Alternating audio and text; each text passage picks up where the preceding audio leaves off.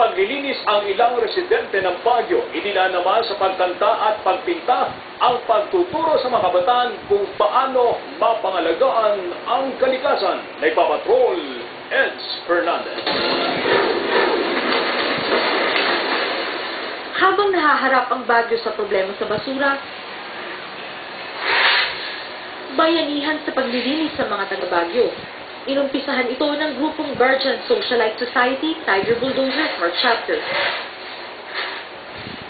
Unang dating ko dito sa Baguio, way back 1987, napakalinis talaga ng Baguio. Sa ngayon, di ko kumpara mo masyadong, sa paningin natin, marumi na ang Baguio. Nagsimulang maglinis ang grupo sa Barangay Campo Choco, Ferdinand Barangay at Barangay Happy Homes.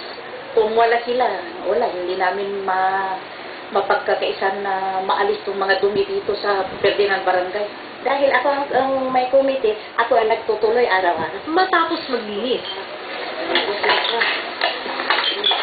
matyagang pinaghiwalay ng grupo ang mga nakolektang basura. Ang mga nabubulok na basura ay gagawin daw nilang pataba sa kanilang mga taniman ng gulay.